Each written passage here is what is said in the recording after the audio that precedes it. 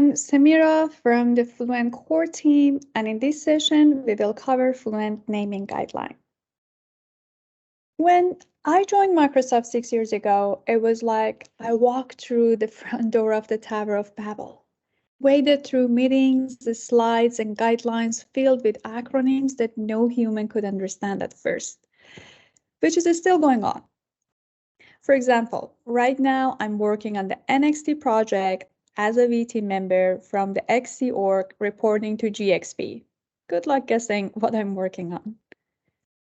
We all are used to it to swim in the river of acronyms here. But when we use them excessively for pieces and parts of a system, it creates a huge problem. Here are some of the existing UI kits across Microsoft.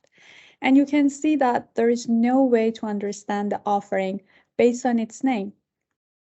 If you are on a core team building a design system for a large corporation, you are probably making a system for other systems within the design system. And naming is one of the most crucial processes for creating clarity in this scenario. What we hope to accomplish here. Purposeful naming helps create clarity around a design ecosystem and all it contains. It would help us to speak the same language and increase cohesion and ease of collaboration among product teams. It helps to create awareness of Fluent and establish the position of an offering within Fluent Design System. Intuitive and consistent naming at all levels of the design system makes Fluent easy to navigate, use, and contribute to. Also, new system subscribers will be able to make connections and see how the parts of the system works as one. For doing this work, we are following Microsoft naming principle. Based on that, a name should help our users navigate and understand our offering and set the right expectations. It should connect related products and experiences in our customers' mind so they make sense in the context of our broader portfolio. Strike the right balance between simple and complete with shorter, simpler names. Let's start with naming the super high-level parts of the system. Fluent Foundation and Fluent Extensions are the most dominant part of the system. What we named Fluent Foundation contains the design baselines that serve all of Microsoft. This includes our principles, design language, tokens, highly reusable components, and the docs and the specification that tie them all together. Fluent Foundation is built and contributed to by makers across Microsoft and maintained by the Fluent core team. The next part is Fluent Extensions, built on existing Fluent components to address specific product needs within Microsoft. They can serve many products under a large group umbrella, like Office Shared or Azure, or can be specific to one product, like Microsoft Teams. Extensions are built and maintained by the respective product groups. And this whole offering that we are building it together is called Fluent Design System.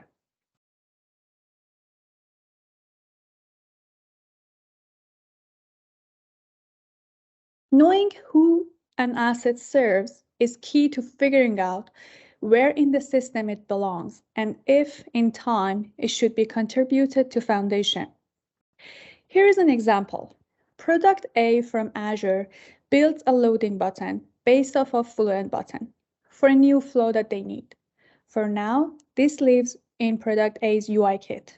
Product B, also from Azure, has a design need that the loading button solves it perfectly. At this point, the assets move into the group level, means Azure Extension UI kit, to serve multiple products under that group. People have seen it, and now everybody in the company wants to use the same loading button. When the need becomes great enough, Fluent Foundation will adopt the highly reusable asset from an extension to serve all design teams at Microsoft. You can see how this system brings clarity to our contribution process. These 3 steps framework will help you identify your resources, positioning in this design system, and give it a purposeful name, classification, a structure, and picking a right name.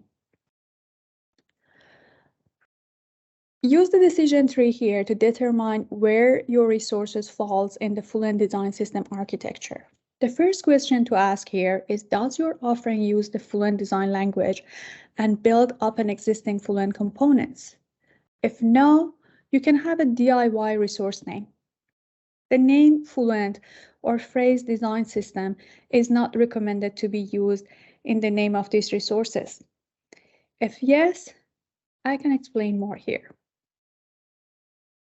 An extension of Fluent design system that uses Fluent base component to build specialized components and patterns for a single product is a product level UI kit.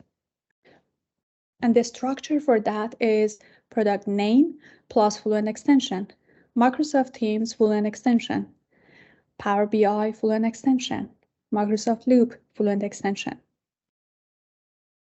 Group level, an extension of the Fluent design system that uses Fluent base component to build specialized components and patterns for multiple products and experiences with shared needs. It's a group level. For that assets and UI kit, the naming is group name plus Fluent extension, like Office shared Fluent extension, Azure Fluent extension. And the last part is a partner level, when you design for designers and developers outside the company for third party. In that case, the structure is product or group name plus Fluent extension plus for partners, Microsoft Teams Fluent extension for partners, or Power Apps Fluent extension for partners.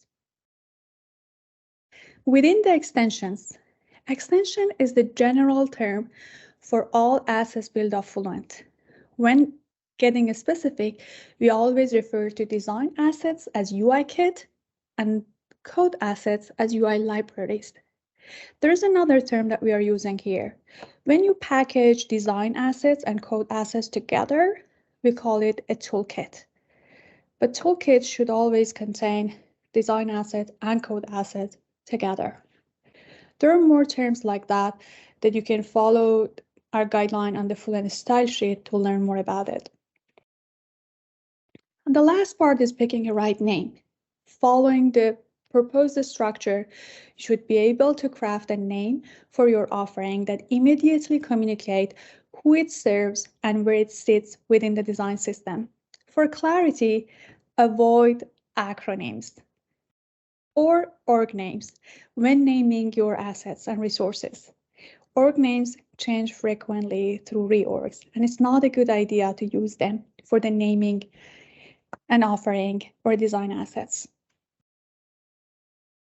To make it easier for product team and extensions team to adopt our naming guideline and create more consistency, we created a template for all of the Figma project covers.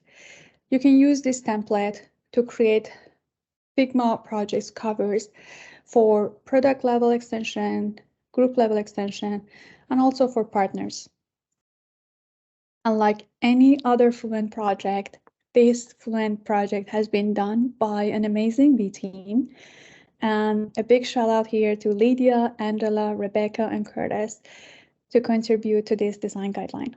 You can have access to Fluent naming guideline, Fluent style sheet, and cover templates in our Figma projects and SharePoint.